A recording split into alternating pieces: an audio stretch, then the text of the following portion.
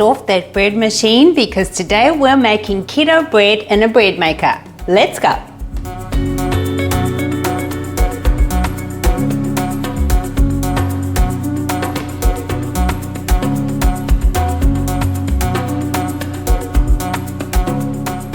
And the obvious difference between these two loaves is to use egg white protein powder or unflavored protein powder. For those of you who don't have a bread machine, we also bake this in the oven and it works. Now I have searched all over the internet, and I'm sure you have, and most of us cannot find a gluten-free keto bread that can go in the bread maker and work. Because this recipe is the first of its kind, I had a friend of mine, Marzi Mars, test out the machine method, and Judy from Judy's Bakery and Test Kitchen tested the oven method, and this is what she had to say. The one on the left is a very new baker that I've been following, and I've followed a lot of bakers, and they use a mixture of different flours that are very pricey. It's a shame the bread came out gummy. It's been sitting in the fridge for the longest time, okay? And you can see that I'm reaching for your bread because I made it Sunday and today is Wednesday. I keep eating it. I'm going to make grilled cheese from it. I had a peanut butter and jelly sandwich from it. Yum, yum. Thank you, Mel. Isn't it always nice to get a second opinion? The nutritional information and your shopping list is listed in the description box, and let's get into this recipe now. Straight into the bread machine basket, add 1 cup of warm water. The temperature needs to be under 100 degrees Fahrenheit or 50 degrees Celsius. Then add 1 teaspoon of honey because the yeast needs to feed off something, and no, you won't ingest it. And now the instant dried yeast, add 1 tablespoon. Mix that together to dissolve any lumps of yeast. Cover and let that rest for 20 minutes.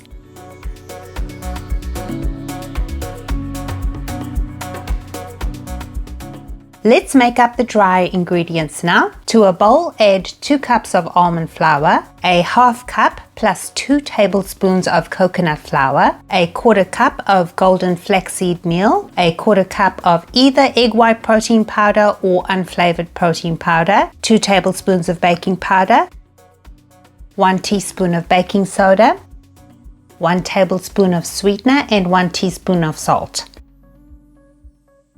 Mix that together really well, and just a side note, if your protein powder is sweetened already, do skip the sweetener. I've also prepared a bulk mix, so do check out the description box if you want to make things easier. Time to check the yeast, and once it has bloomed, to your yeast mixture, add 1 cup plus 2 tablespoons of egg whites. I just used Carton Egg Whites.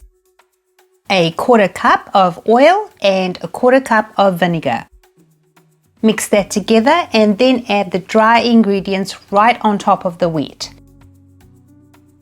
I'm just smoothing it off here, but you don't need to. We will do that again later. Place the basket into the bread machine and set the color to light, the weight to 800 grams, and a 3-hour cycle. Press start and away we go.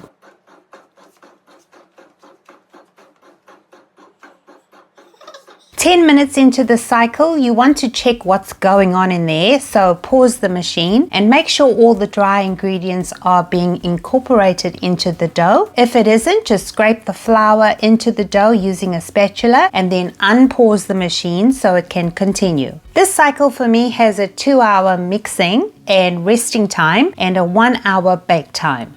So 10 minutes before it starts baking, pause the machine because now it's time to tidy up the loaf. Using a spatula, cover any holes that may appear, and now pour some oil over the top, about a tablespoon.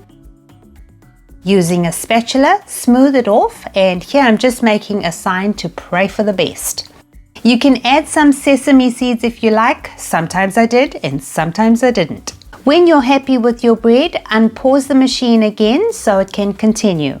When the machine has completed its cycle, remove it from the basket, and no, it's not cooked yet, it'll still be gummy on the inside. You will need to dehydrate the bread for at least 2 hours. Pop it into the oven and just have your oven light turned on. Please do leave the oven temperature at the lowest temperature setting possible, and yes, this could be 0. If you don't have a bread machine, set your oven to 320 degrees Fahrenheit or 160 Celsius. Grease and line a 9x5-inch loaf tin or something similar. Follow the instructions from earlier, and obviously you would mix it together by hand. Press the dough into the tin, coat the top with oil, and then smooth it off with a spatula.